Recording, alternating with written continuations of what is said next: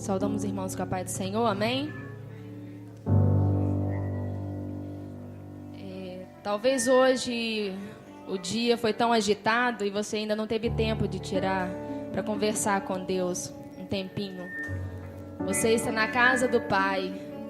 Tira esse tempo para conversar com Ele.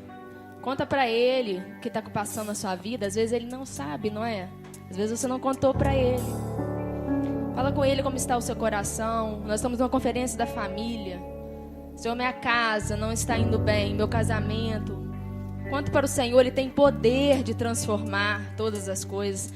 Esse hino que nós vamos cantar aqui, ele clama pelo Espírito Santo. Chama o Espírito Santo para fazer parte da sua vida. Não apenas aqui, neste ambiente, mas que Ele vá com você para casa. Para que tudo seja transformado. Você venha a ser transformado. Não perca a oportunidade. Adore ao Senhor. Rasgue o seu coração na presença do Senhor. Não saia daqui da forma que você entrou. Venha aqui para adorar ao Senhor. Eu convido os irmãos nessa noite para clamarmos pelo Espírito Santo, para que Ele venha se fazer presente aqui neste lugar. Seja bem-vindo, Espírito Santo. Seja bem-vindo aqui neste lugar.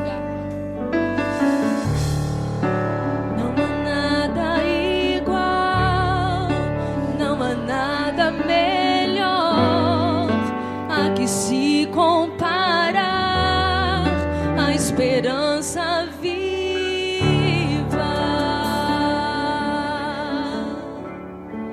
tua presença,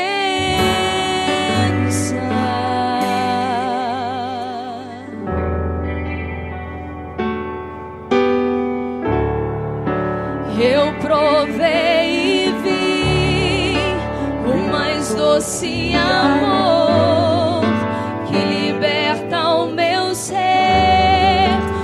Vergonha desfaz,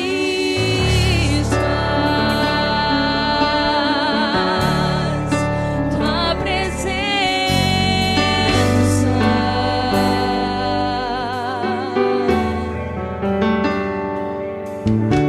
Santo Espírito, és bem-vindo aqui.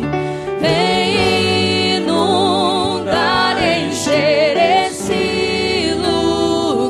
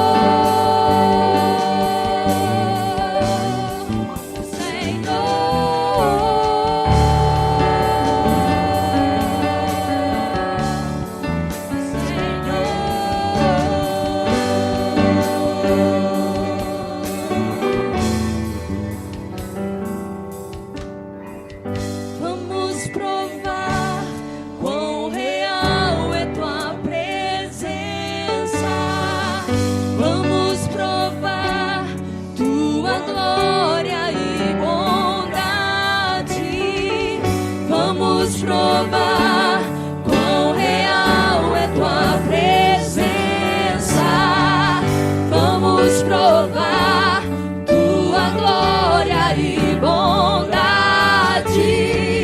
Vamos provar quão real é tua presença.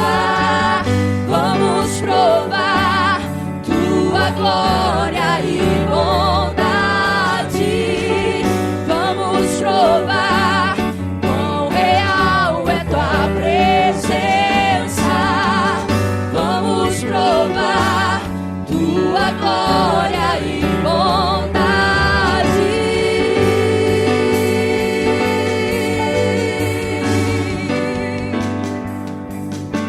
Santo Espírito, és bem-vindo aqui.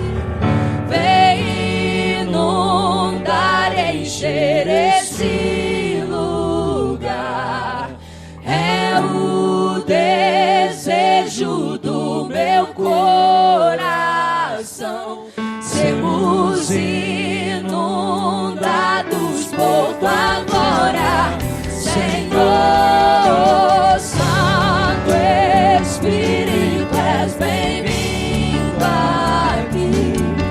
Vem inundar e encher esse lugar. É o desejo do meu coração. Sermos inundados por tua glória,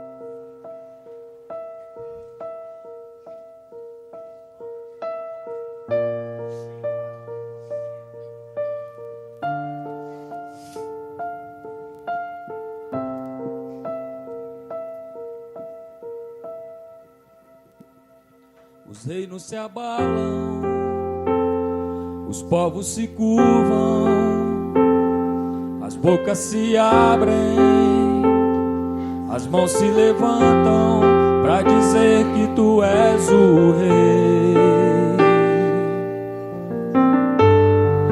para dizer que tu és o Senhor.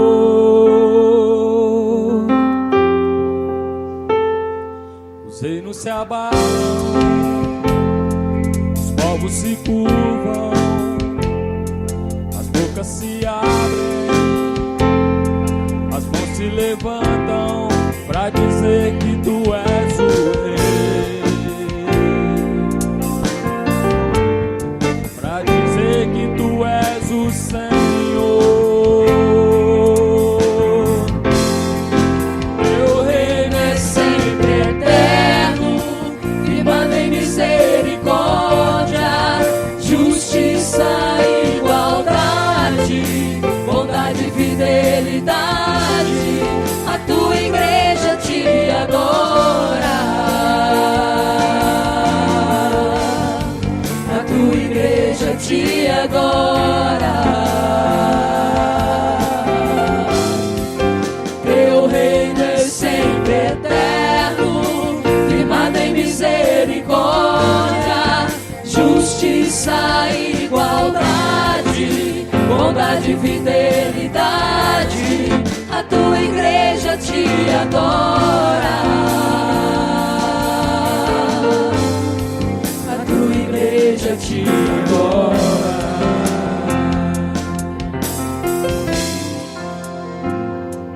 Os reinos se abalam, os povos se curvam, as bocas se abrem, as mãos se levantam para dizer que tu és o rei, Pra dizer que tu és o rei.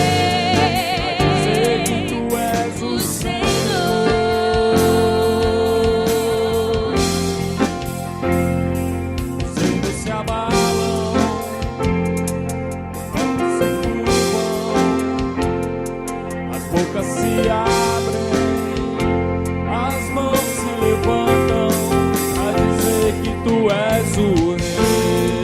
Pra dizer que tu és o Rei. Pra dizer que tu és o Senhor. Teu reino é sempre eterno, firmado em misericórdia, justiça e igualdade, bondade e fidelidade.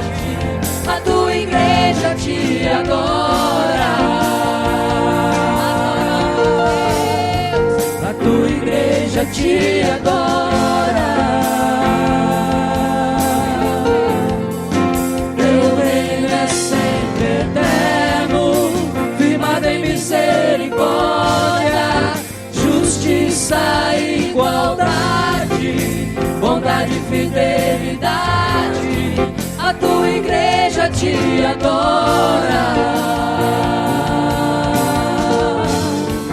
A tua igreja te adora. A tua igreja te adora. A tua igreja te adora. A tua igreja te adora. A tua igreja te adora. Só as vozes agora. Teu reino, vamos lá.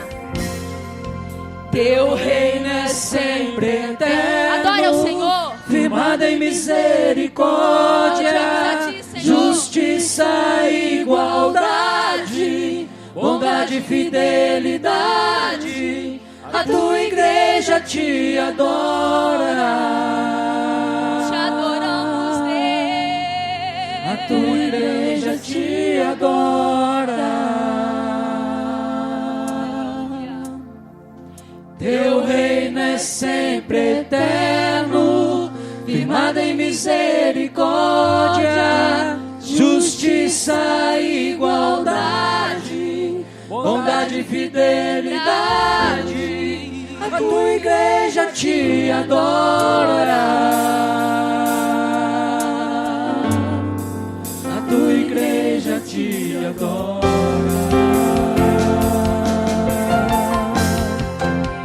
Teu reino é sempre eterno, firmado em misericórdia, justiça e igualdade, bondade e fidelidade.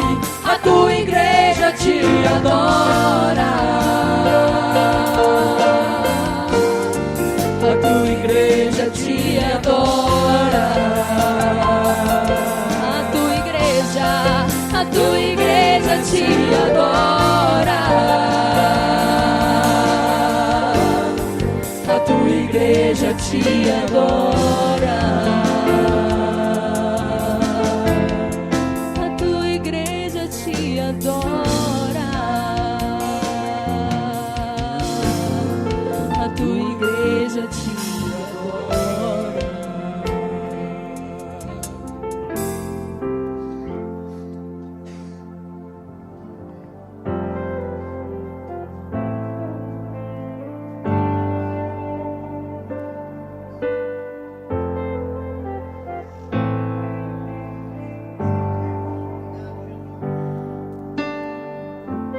Tu és tudo que eu mais quero. O meu fôlego tu és. Em teus braços é o meu lugar. Estou aqui. Estou aqui. Pai, eu amo sua presença. Teu sorriso é vida em mim. Eu seguro em tuas mãos. Confio em ti. Confio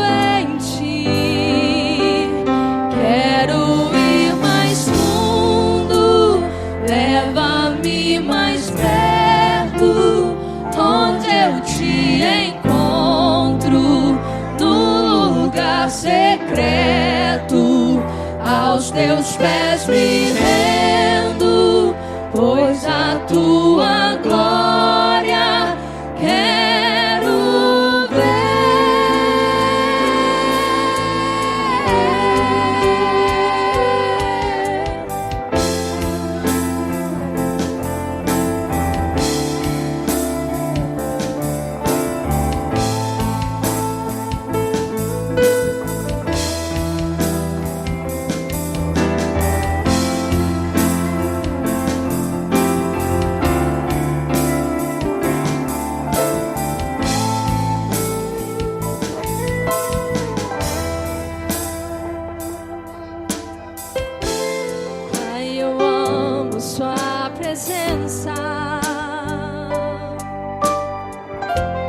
Teu sorriso é vida em mim. Eu seguro em tuas mãos, eu confio em ti, confio em ti. Quero ir mais fundo, leva-me mais perto, onde eu te encontro. Teus pés me rendo, pois a tua glória quero ver.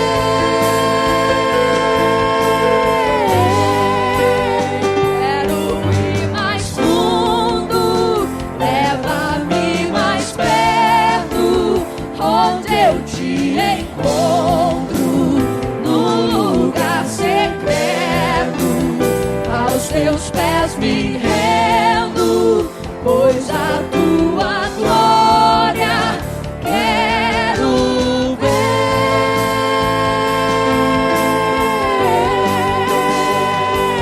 Tudo que eu mais quero é te ver, me envolva com tua glória e poder. Tua majestade é real, tua voz ecoa em meu ser. Tudo que eu mais quero é te ver, me envolva com tua glória e poder.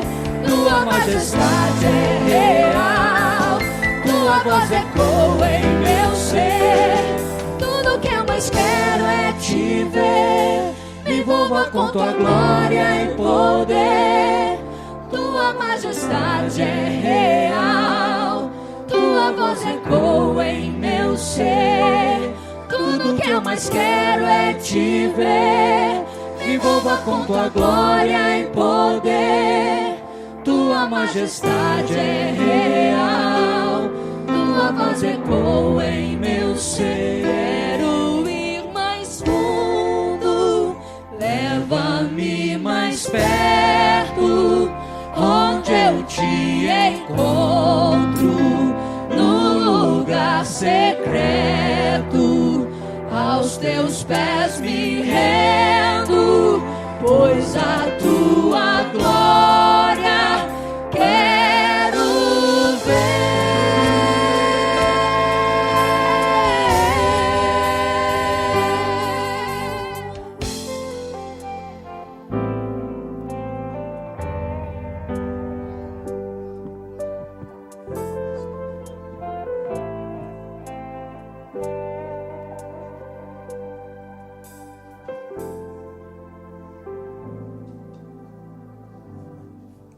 Por favor, abram as vossas Bíblias no Evangelho de Mateus, capítulo 16, verso 13 ao verso 20.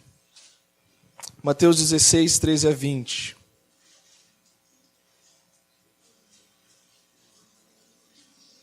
Está muito fácil, né? Nossa. Diz assim: Indo Jesus para os lados de Cesareia de Filipe, perguntou a seus discípulos: Quem diz o povo ser o Filho do Homem? E eles responderam: Uns dizem João Batista, outros Elias, e outros Jeremias, ou alguns dos profetas. Mas vós, continuou ele, quem dizeis que eu sou? Respondendo Simão Pedro, disse: Tu és o Cristo, o Filho do Deus vivo. Então lhe afirmou: bem-aventurado és, Simão Bar-Jonas, porque não foi carne nem sangue que te revelaram, mas meu Pai que está nos céus. Também eu te digo que tu és Pedro, e sobre esta pedra edificarei a minha igreja, e as portas do inferno não prevalecerão contra ela. Dar-te-ei as chaves do reino dos céus.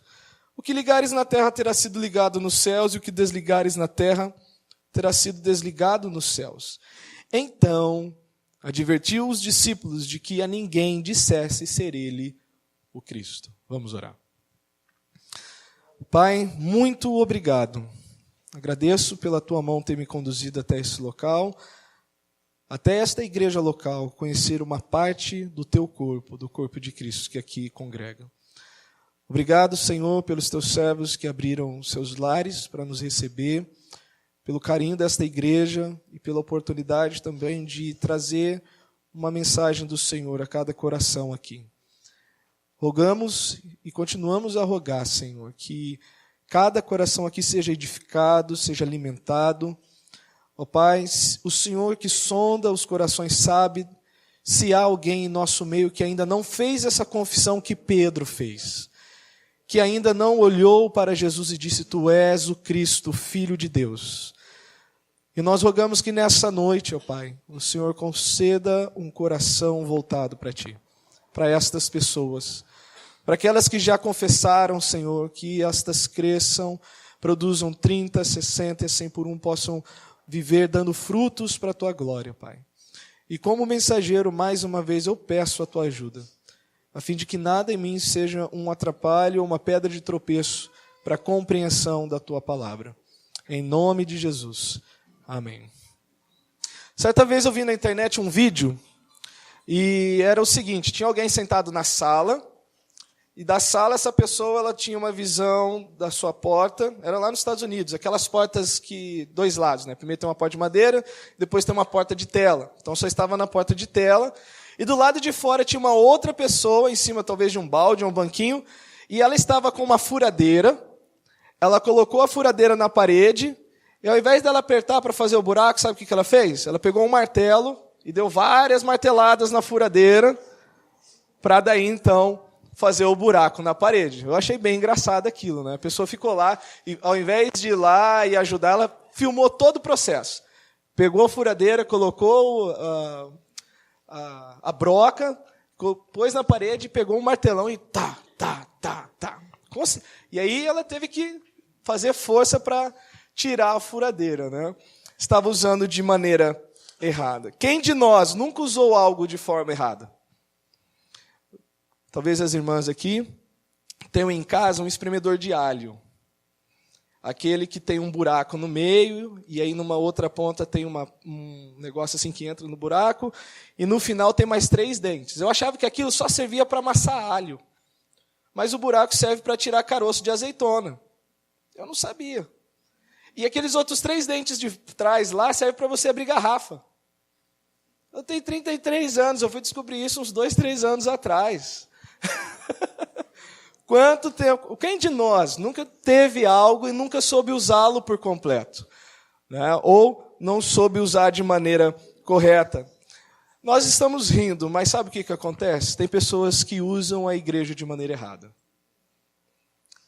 Tem pessoas que não sabem o que é uma igreja, como ela funciona e para quem ela funciona. Nós vimos nesses dias 3 mensagens sobre a família. Como que Cristo pode fortalecer você para ser uma bênção na sua família. Sobre a necessidade de você entender o que Deus faz na sua família, o que você pode fazer. E ontem à noite nós vimos sobre a importância da igreja local na sua família. Como que na igreja local, você, com um compromisso sério na igreja local, você vai experimentar o verdadeiro relacionamento que Deus projetou para todo ser humano. E como que isso pode ajudar no seu relacionamento com a sua família. Mas hoje é importante, essa última mensagem, nós tratarmos como que a família tem que ver a igreja. O que você espera da igreja? Quando você vem à igreja, quando você usa esse termo igreja, o que você tem em mente? O que você espera receber? O que você espera que aconteça nesse ambiente? O texto que nós lemos hoje vai nos ajudar a não fazer uso da igreja de uma forma incorreta. E quem sabe, talvez para alguns, corrigir o pensamento sobre o que é a igreja de Cristo de fato. Uma visão distorcida e estranha à proposta bíblica do que é a igreja, o como e para quem ela funciona, resulta numa distorção e uma má representação de Cristo, o cabeça da igreja. Nossa utilidade nas mãos do soberano passa por uma correta visão desta instituição criada por ele. Nós somos passíveis de cometer erros, mas Deus não. Eu estou sujeito, você está sujeito a errar. Deus não erra. E por isso ele não cometerá o erro de usar pessoas e promover situações que distorçam a sua própria imagem. Essa conversa de Jesus com os discípulos é importante para que qualquer pessoa que se aproxima desse local saiba de fato o que é a igreja. Então nós temos pelo menos aqui, pelo menos 2 pensamentos para nós extrairmos desse texto. O que é primariamente importante estar bem claro na sua mente quando você pensa sobre a igreja. Então a primeira coisa que você tem que ter bem claro sobre a igreja é o seguinte: o foco da igreja é a pessoa de Cristo e não o homem. Isso é o que você tem que ter bem claro sobre a igreja. O foco da igreja é a pessoa de Cristo e não o homem. Deixa eu rapidinho resumir o capítulo 16 aqui, até onde nós vimos. 16, do 1 até o 20, nós não vamos ler. A primeira parte do capítulo 16 tem uma patrulha que segue Jesus para todo canto. Os escribas e os fariseus. E eles chegaram em Jesus aqui no capítulo 16 e eles disseram o seguinte, eles perguntaram: que sinal tu fazes para que creiamos que tu és enviado da parte de Deus? Na cultura do povo judeu, todo enviado da parte de Deus tem poder para realizar sinal. Os profetas, que são porta-vozes de Deus, eles eram creditados e acreditados como profetas, não só por causa das palavras, mas pelo poder que eles poderiam executar. Então eles estavam vendo Jesus como um profeta e queriam saber: que sinal tu fazes para que creiamos em ti? Para que acreditamos que Deus te enviou de fato? Porque a mensagem de Jesus até aquele momento era esta: eu sou enviado da parte de Deus. Mas os escribas e fariseus estavam relutantes contra isso. E Jesus, ele diz o seguinte: olha, vocês olham para o céu, e se o céu estiver de uma cor, vocês sabem que vão chover no final do dia. Como é que vocês veem tudo o que eu fiz até agora e não conseguem discernir que eu sou de fato enviado da parte de Deus? E aí ele diz: nenhum sinal será dado para vós outros, senão o sinal de Jonas. E nós sabemos que o sinal de Jonas é a ressurreição. Depois disso, Jesus está com os seus discípulos. E Jesus chega para os discípulos e diz assim: olha, cuidado com o fermento dos fariseus. E os discípulos não entenderam. Eles ficaram pensando: mas pão? Jesus quer pão essa hora? Né? Se você ler aqui no verso 6 em diante, você vai perceber que os discípulos não entenderam isso. Essa fala de Jesus, e Jesus depois explica: não é sobre o pão. Isso não seria o problema. Lembra da multiplicação dos pães? O que eu estou falando é que vocês sejam cautelosos com a incredulidade desse grupo. E aí, depois que Jesus fala isso e os discípulos entendem, nós temos essa conversa de Jesus. Ele chega para os discípulos e pergunta: o que as pessoas dizem sobre mim? E depois ele pergunta: o que vocês dizem sobre mim? Jesus estava sondando ali se eles tinham de fato entendido que era o fermento dos fariseus, a incredulidade. Dentro disso, tendo feito essa rápida exposição, toda vez que você pensar sobre a igreja, esse texto vai te ajudar a ver isso. A igreja é sobre Jesus Cristo e não o homem. A igreja é sobre Jesus Cristo e não o homem. Uma visão errada sobre a pessoa de Cristo certamente levará a uma visão errada sobre a natureza e o papel da igreja. O verso 13, Jesus ele diz assim: quem diz o povo ser o filho do homem?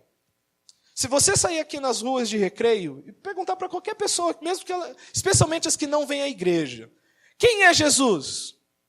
Elas vão ter alguma noção. Mas essas pessoas, elas não terão a exata noção de quem Jesus é. Tem pessoas que vêm à igreja e elas têm uma visão muito superficial, muito rala, muito branda, muito fraca da pessoa de Jesus. Quando se pergunta quem é Jesus para essas pessoas, elas começam a gaguejar. Elas não têm uma declaração firme como a de Pedro. E quando não se tem uma declaração firme como a de Pedro, também tem uma visão fraca sobre o que é a igreja, como ela tem que funcionar e para quem ela tem que funcionar. Quando uma visão errônea de Cristo é alimentada, também resulta numa expectativa errada da igreja. A leitura da igreja, ela é prejudicada não porque a igreja não é eficaz ou bíblica, mas porque suas expectativas estão fundamentadas num Cristo que não existe, porque suas expectativas não foram supridas. O que isso significa? A pessoa ela imagina quem Jesus é e ela vai para a igreja. Depois eu vou dar alguns exemplos do que as pessoas pensam sobre Jesus hoje. Elas vêm à igreja e elas começam a falar mal da igreja porque ela não encontra o Jesus que ela acha que tem que existir lá. Aquele Jesus da cabeça dela não aparece nos cânticos, não aparece na vida do pastor, nos programas da igreja. Ela diz, olha, aquela igreja não é espiritual, aquela igreja não é ungida, né? Pegar uma expressão mais comum no meio evangélico. Aquela expressão não tem aquela igreja não tem a presença de Deus. Mas por quê? Porque a pessoa tem uma visão errada. E se ela tem uma visão errada de Jesus, ela tem uma visão errada da igreja. Tais pessoas ficam transitando de igreja em igreja, à procura daquela que atenda suas necessidades, que no final não trata a sua maior necessidade, que é uma visão correta de quem Cristo é. Então lembre-se disso. A igreja é sobre Jesus Cristo. Se você tiver uma visão errada de Jesus Cristo, você vai ter uma expectativa errada sobre a igreja. Você vai esperar coisas da igreja que Deus não está nem um pouco disposto a fazer através dela. E com isso você nunca vai criar raízes. Nunca vai frutificar. Nunca vai amadurecer e nunca vai crescer. Por quê? Porque a visão de Jesus está errada. Que diz as pessoas ser o Filho do Homem. Todo mundo tem alguma opinião sobre Jesus. O motivo que leva alguns a concluírem que a igreja se resume no bem-estar do homem, e há muitas igrejas que colocam assim, né? Tem até slogans, pare de sofrer. Né? Deus tem o melhor para você. E começa com toda aquela apelação humanística. O papel da igreja é reconciliar homens com Deus. O papel da igreja é ser porta-voz, ou conforme 2 Coríntios 5, se nós somos embaixadores de Cristo, nós falamos em nome dele, como se Deus, através de nós, exortasse a todos os homens a fazerem as pazes com ele. Nada na igreja pode ser mais importante do que isso. Reconciliar pecadores com Deus. A família ela precisa entender isso quando ela vem para a igreja. Não ela criar uma expectativa que Deus não está disposto a cumprir por causa de uma visão errada, mas ela ter a visão correta sobre o papel da igreja, porque tem uma visão correta sobre quem Jesus Cristo é. Mas as pessoas, elas nutrem uma visão errada da igreja porque elas são guiadas, ou melhor dizendo, elas são levadas pelo palpite humano. Elas pensam que ao invés da igreja ser sobre a glória de Deus, como os hinos entoados hoje mostram, elas pensam, não, a igreja existe para que todos os problemas do homem sumam. Que todos os problemas cessem, para que o homem goze o céu aqui na terra. Olha o verso 14. Eles responderam, uns dizem João Batista, outros Elias, e outros Jeremias, e alguns dos profetas. É importante distinguir o pensamento dos homens do pensamento de Deus. E sabe como você pode fazer isso, ouvindo um pregador? Se você conhece a palavra. Se você não conhece a palavra, você não tem meios para detectar se até o que eu estou falando aqui hoje é o meu pensamento ou é o pensamento de Deus. Se o seu hábito é frequentar a igreja, sem ser um leitor sistemático das Escrituras, sem estudar a Bíblia, você pode ter plena certeza você não vai saber distinguir se a pessoa que está atrás do púlpito está falando os pensamentos dela, ou se essa pessoa está simplesmente repetindo os pensamentos de Deus na palavra.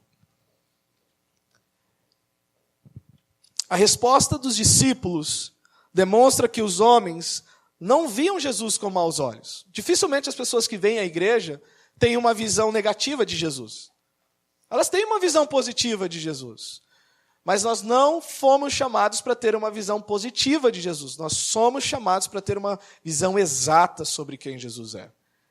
Estes homens olham para Jesus e dizem o seguinte: olha, ele é João Batista.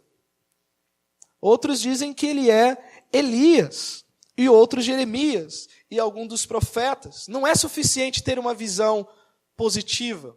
Alguns talvez pensam que ele é João Batista por causa da sua ousadia em combater as autoridades, como João Batista fez.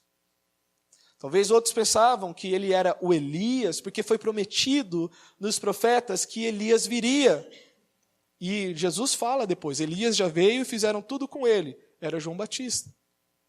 Outros olhavam para Jesus e falavam, não, Jesus ele é o profeta Jeremias. Uma das características do profeta Jeremias era o sofrimento.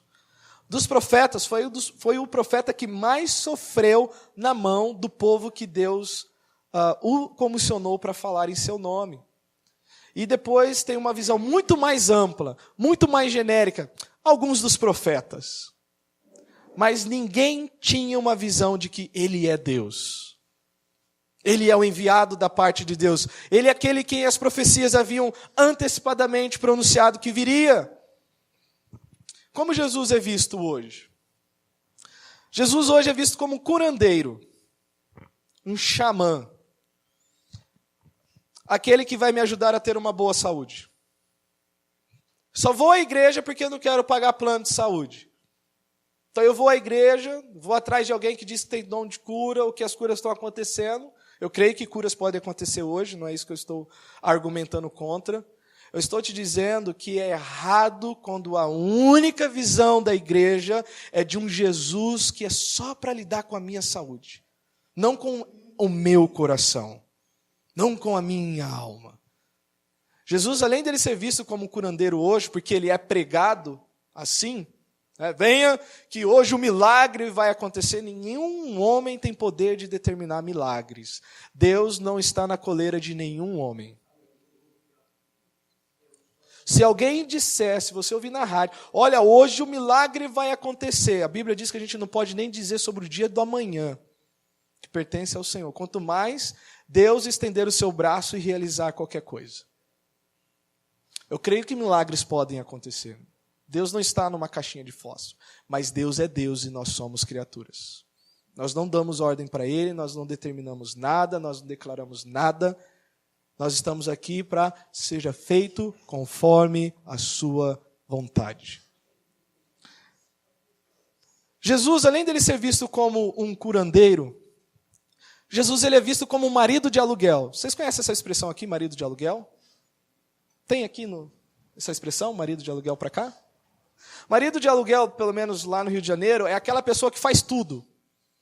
Tipo, eu não sei trocar uma válvula de descarga, mas tem alguém lá nas páginas amarelas que é chamado de marido de aluguel, que sabe mexer com elétrica, hidráulica, alvenaria, sabe fazer tudo, conserta tudo na casa. Então, para alguns, Jesus é esse marido de aluguel, aquele que conserta as coisas que não funcionam na minha casa. Jesus é quem vai consertar meu esposo, meus filhos, meu casamento e etc. Menos o meu coração. Eles precisam de conserto, eu não. E Jesus é pregado assim também. Venha que Jesus vai arrumar, venha que Jesus vai fazer. O apelo sempre é para a pessoa que está ouvindo, nunca para quem a pessoa quer que seja ouvido. Jesus é visto como um marido de aluguel. Olha, Jesus é visto como um Papai Noel. Aquele que vai me conseguir, ou melhor dizendo, aquele que vai me presentear se eu for bonzinho. Olha, não faltam os cultos, estou jejuando, estou contribuindo com a igreja. Olha, estou fazendo até jejum de Facebook. Para alguns que parece que isso é uma coisa de outro mundo. E aí eu espero que na hora que eu pedir algo para Deus, Ele me conceda. Jesus é o Papai Noel, porque o Papai Noel, o mito dele é isso. Se as crianças forem boazinhas durante o ano, elas vão escrever uma cartinha e vai aparecer um presente no final do ano. Aí os pais dizem, olha, você não foi bonzinho, por isso Papai Noel não te visitou. Não existe ninguém bonzinho. Só Jesus é bonzinho. Marcos 10, 17, o rico chega para Jesus e fala, bom mestre, que farei eu para herdar o reino dos céus? E Jesus diz, por que me chamas bom? Bom a um só que é Deus. O que ele está dizendo? Você me reconhece como Deus? Porque se você me reconhecer como Deus, você vai se sujeitar ao que eu vou fazer. Vai, vende tudo que tens, dá aos pobres e segue-me. E terás um tesouro no céu. E o rico fala, não, tem muita coisa para abrir mão aqui. Então ele não viu Jesus como Deus. Apenas como um mestre. Por último, tem mais dois aqui. Poderia fazer uma lista enorme do que aparece hoje aí. Jesus é visto como um cupido. Aquele que vai me conseguir uma esposa ou um marido. Ou, Jesus é meu bilhete premiado, aquele que vai me deixar rico.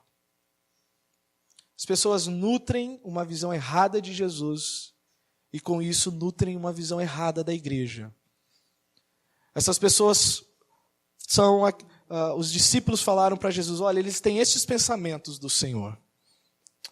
A igreja é sobre Cristo porque Ele é o Filho de Deus.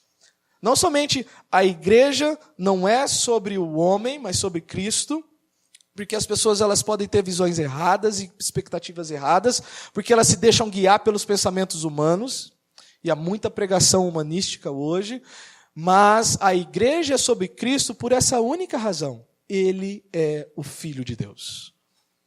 Ele é o Filho de Deus. Versos 15 e 16. Mas vós, continua ele, que dizeis que eu sou? Respondeu Simão Pedro e disse, tu és o Cristo, o Filho do Deus vivo. A confissão revela porque a igreja existe.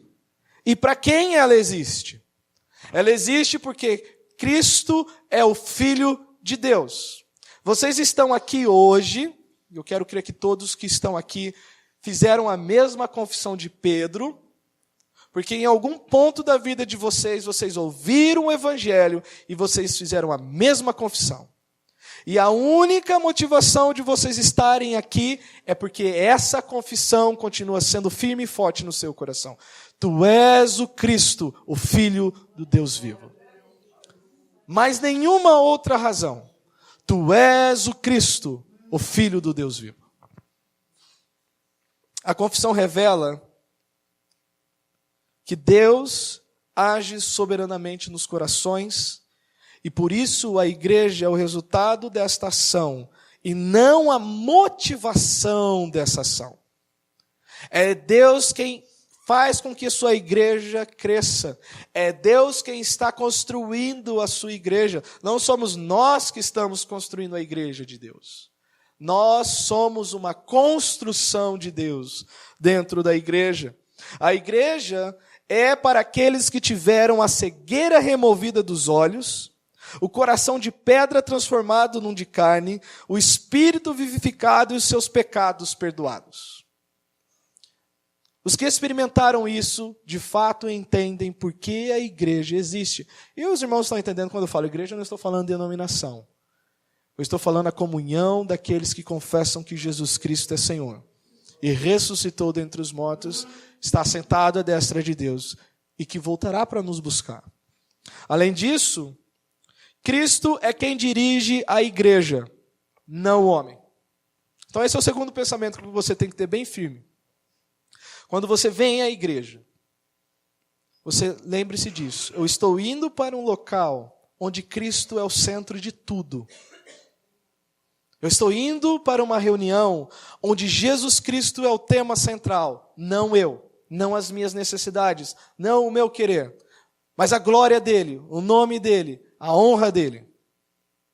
E uma outra questão que envolve esse texto é que Cristo é quem dirige a igreja e não o homem. Nós temos muitos hoje que dizem, olha, um dia apareceu lá na frente da igreja. A nossa igreja tem um estacionamento bem grande. De vez em quando tocam na campainha lá e dizendo, olha, eu sou da igreja do pastor fulano de tal. E diz um pastor bem famoso no Rio de Janeiro. E eu sou da igreja do pastor fulano de tal, eu posso deixar o carro aí? E eu fico tentando entender qual é a ligação dela dizer que é de um pastor famoso e pedir para estacionar o carro dentro da minha igreja. Da minha igreja, né? Ou da igreja que eu pastoreio. Nenhuma. Nenhum homem é dono de igreja. O meu pastor, quando eu falo dele, né, eu estou perto dele, falo, esse daqui é meu pastor. Ele vira para mim e fala, eu sou co-pastor. O pastor é Cristo. E eu co-pastorei com ele. Mas ele é o seu pastor. Quem dirige a igreja é Cristo. E nós, pastores, e nós, os que lidam com a palavra, nós precisamos ter isso muito bem firme nos nossos corações. Nós não podemos fazer da nossa voz a voz de Cristo. Pelo contrário, nós só fazemos telefone sem fio. Cristo fala e a gente comunica. E fique bem claro que é Cristo comunicando através da palavra. É Cristo quem dirige a sua igreja. Olha o verso 17 e o verso 20. Então, uma sucessão de eventos. Pedro faz essa confissão, Jesus rebate imediatamente, dizendo o seguinte: bem-aventurado és, Simão Bar-Jonas, porque não foi carne e sangue que te revelaram, mas meu Pai que está nos céus. Também eu te digo que tu és Pedro, e sobre esta pedra edificarei a minha igreja, e as portas do inferno não prevalecerão contra ela. Dar-te-ei as chaves do reino dos céus, e o que ligares na terra terá sido ligado nos céus, e o que desligares na terra terá sido desligado nos céus. Então advertiu os discípulos de que a ninguém dissesse ser ele o Cristo. É a direção divina que pessoas experimentem alegria ao somente confessarem a Jesus. Ele começa dizendo para Pedro o seguinte: bem-aventurado és. Essa é uma palavra muito chique para dizer o quê? Você é digno de toda alegria, Pedro. Você não sabe a alegria que você pode ter por causa desta ação. Você não faz ideia da felicidade que se encontra nessas palavras que você pronunciou. É da direção divina, é do desejo de Deus, que a alegria comece com a confissão de que Jesus Cristo é Senhor. A igreja que promove alegria desassociado dessa confissão está fazendo o papel do diabo, distorcendo a imagem de Jesus. Está literalmente pregando doutrina de demônios. Alegria sem Jesus Cristo não é alegria, é engano. Foi o que Satanás falou para Eva. É assim que Deus disse? Deus não quer que você seja alegre. Deus está escondendo algo de você. Ele não quer que você seja como Ele. E Eva, ela foi enganada, conforme 1 Timóteo 2 diz. Eva foi enganada e caiu em transgressão. 2,13. Porém, Adão não foi enganado. Ele sabia muito bem o que ele estava fazendo. Deus criou Adão e imediatamente dá uma ordem para ele em Gênesis 2,17. De toda a árvore dos jardins comerás livremente, mas a árvore do conhecimento do bem e do mal delas não comerás. Porque no dia que dela comer, certamente morrerás. Depois disso, ele faz Adão dormir, ele cria Eva. E a ideia que nós temos, na ideia da teologia, é que Adão é quem comunicou Eva desse mandamento. Eva não foi criada, ela não estava no momento que Deus deu a ordem para Adão. Por isso que Deus, quando ele vem no jardim, ele não chama Eva. Ele sabia que foi Eva que tinha pego a fruta primeiro. Ele chama aquele quem ele deu a tarefa. Adão, onde estás? E ele queria ouvir a confissão de Adão, a confissão do seu pecado. Depois ele chama Eva, e depois Eva põe a culpa na serpente, e Deus trata com todo mundo na história. Mas a ideia aqui é que nós experimentemos alegria com o nome de Jesus, com a confissão do nome dele. Alguns, levando o termo alegria um pouco mais longe, procuram um local onde possam ser entretidos. Qualquer confrontação ou palavra mais dura em relação ao pecado faz com que o corpo local perca atração. Eu não vou lá naquela igreja porque eles são muito legalistas. Aí começa a arranjar um monte de adjetivo. Não, eles são muito radicais. Eles não são alegres, eles não fazem isso, não fazem aquilo. São só coisas que a natureza carnal da pessoa deseja. E ela não encontra numa igreja bíblica. E aí ela começa a difamar. A igreja pode ter seus programas. Jovens, adolescentes, casais, encontro de homens, encontro de mulheres. Não é pecado ter uma palavra direcionada. Não é isso. A igreja pode ter os seus programas, mas ela não pode ser definida por estes programas. Seu valor não está na sua atividade, e sim na sua confissão. Então, eu já pude lidar com 2 tipos de pessoas lá procurando igrejas. Uma chega e diz, vocês têm programação XYZ? Eu falo, a gente só tem AB. A pessoa fica 1, 2 cultos e vai embora. Mas tem gente que ela não está preocupada na programação, ela está preocupada no que cremos. O que vocês pensam sobre Jesus Cristo? O que vocês pensam sobre a doutrina da salvação? O que vocês pensam sobre a doutrina da igreja? Ela está interessada na nossa confissão. Ela quer saber, o que vocês creem?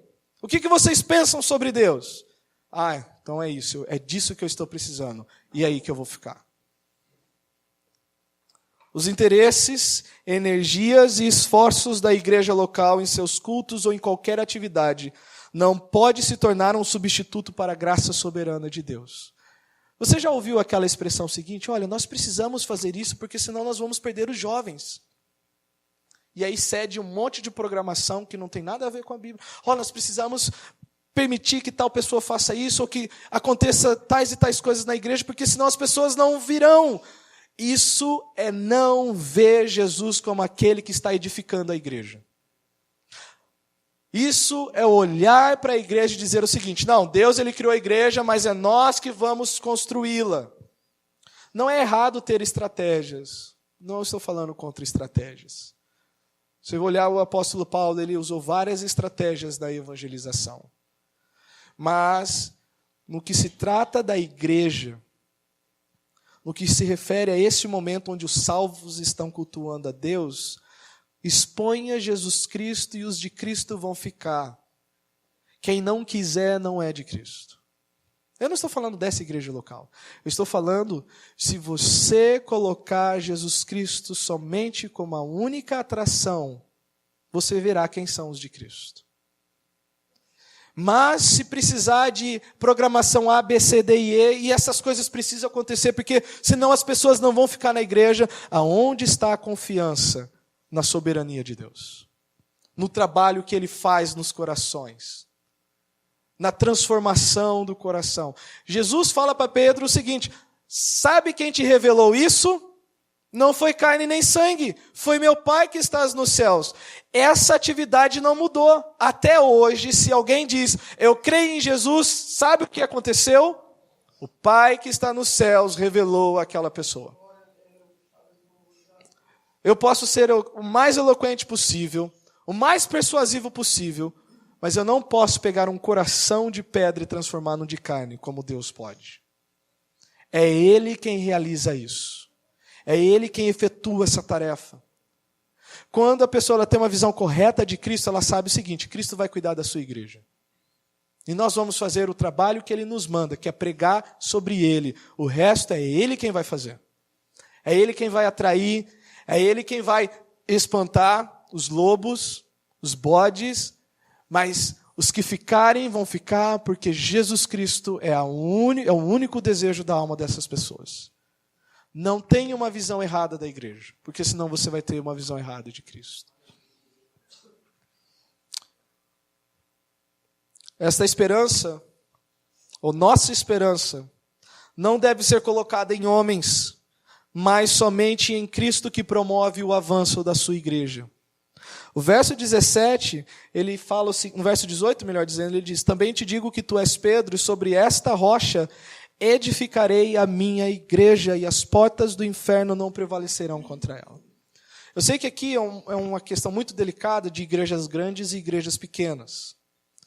Para aqueles que são de igrejas pequenas, a tentação é justificar a sua inoperância evangelística baseado na soberania de Deus. Não, é Deus quem vai edificar a sua igreja, eu não preciso fazer nada. Não, nós somos comissionados a ir, pregar o evangelho e fazer discípulos. É nossa responsabilidade anunciar Cristo. Mas os resultados é Ele quem vai produzir. E por outro lado, igrejas grandes de pensar, olha, nós precisamos manter esse tamanho. Nós precisamos manter isso. Olha, vamos fazer isso, isso, isso, ao invés de, olha, o Senhor quem vai sustentar a sua igreja. Nossa esperança tem que estar em Deus. Quando a visão é errada, a expectativa também segue o erro. O critério começa a ser o que dá certo, ao invés do que é certo. Dá certo fazer festa, as pessoas vêm? Vamos fazer bastante festa. Da festa dá prêmio? Olha, o que tem de loucura. Eu vi uma igreja que sorteou um carro num culto, para as pessoas virem. Mas elas tinham que vir em tantos meses. E tinha um carro lá na nave do templo. Tinha uma outra igreja que estava dando lanche da Subway. Vocês conhecem Subway? Então tinha uma igreja, olha, assista 3 cultos e você ganha um Subway grátis. Né? Apelando para a barriga das pessoas. Né? A fome. Tem um texto em Filipenses 3 que diz assim, o Deus deles é o ventre. O Deus deles é o ventre. Só se preocupam com o que vão pôr na barriga. Há inúmeras igrejas que usam iscas para as pessoas virem. Olha, nós vamos ter um sorteio de tal coisa, nós vamos fazer tal coisa, e as pessoas vêm, porque elas não querem Jesus, elas querem aquilo que está sendo oferecido. Começa-se a avaliar onde uma igreja produza maiores resultados, onde nem sempre o resultado é produzido por Cristo.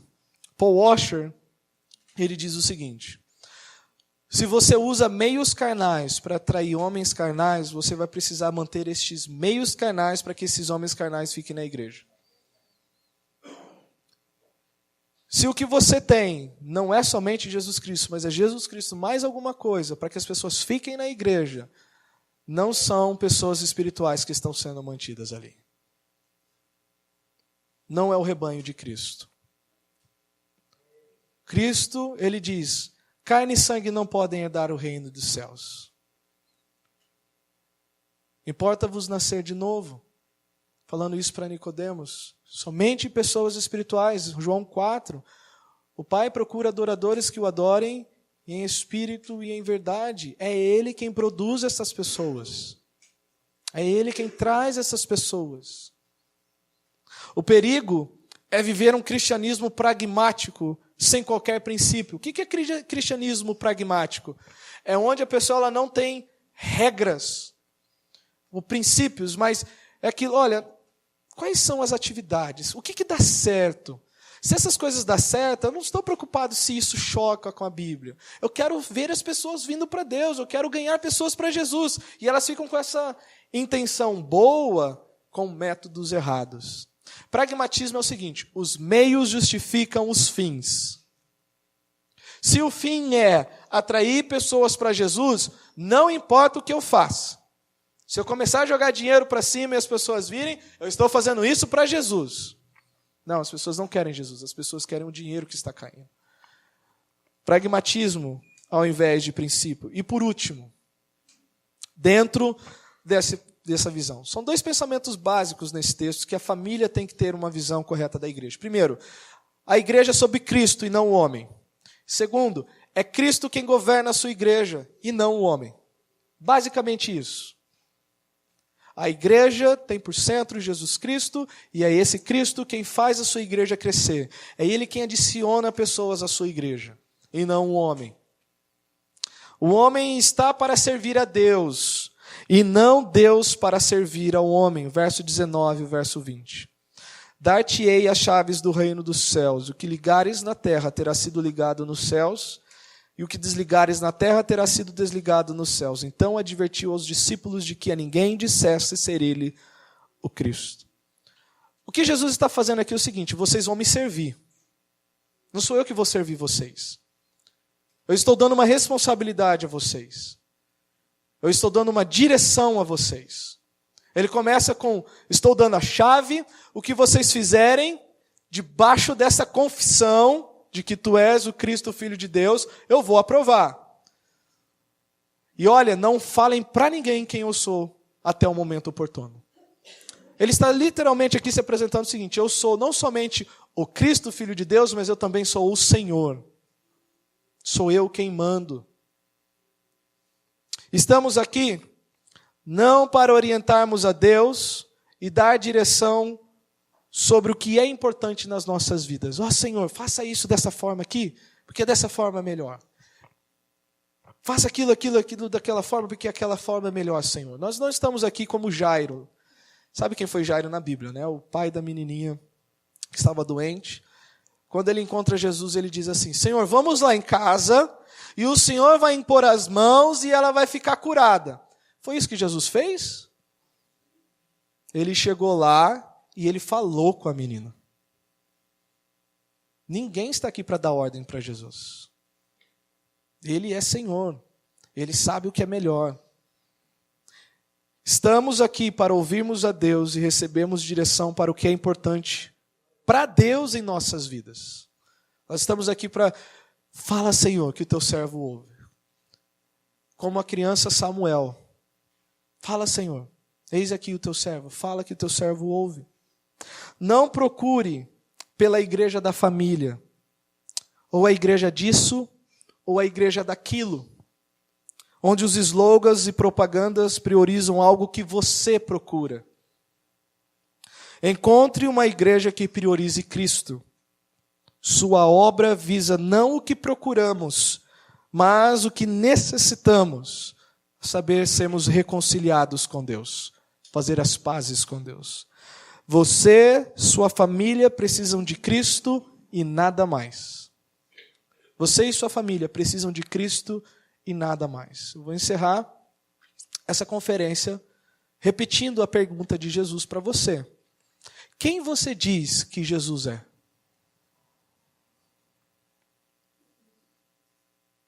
Quem você diz que Jesus é? A sua confissão é sustentada pela sua obediência a Deus? Porque se a sua obediência não sustenta a sua confissão, ainda assim você não tem uma visão correta de quem Jesus é. Hoje pode ser o dia de você realmente ter essa confissão como Pedro teve. De no seu coração confessar que Jesus Cristo Ele é Senhor, de crer que Ele ressurgiu dentre os mortos, de verdadeiramente assumir um compromisso e ser um discípulo e uma discípula dEle. Cristo está sendo exposto a você nesse momento. Qual vai ser a sua resposta para isso? Vamos orar. Santo Deus, nós bendizemos o Teu nome. Agradecemos porque o Senhor se revelou a nós na pessoa do Senhor Jesus Cristo. Bendizemos a Ti, porque não é carne e sangue que pode fazer esse trabalho, mas é o Teu poder de regenerar, de vivificar a Tua palavra em cada coração. O Senhor conhece os corações que aqui pertencem a Ti, porque já confessaram. Mas o Senhor também sabe daqueles corações que aqui estão e sabem de fato que se morrerem agora, não têm a mínima certeza se estarão com o Senhor, se serão recebidos pelo Senhor. Que se expirarem nesse momento, se ouvirão vinde benditos do Senhor, ou se acordarão no inferno, no tormento, aguardando serem lançados no lago de fogo que é a segunda morte. Livra-os, Senhor. Não permita que estes saiam daqui sem confessarem Jesus como Senhor, sem se arrependerem dos seus pecados, sem crerem que Jesus ressurgiu e está sentado à destra de Deus.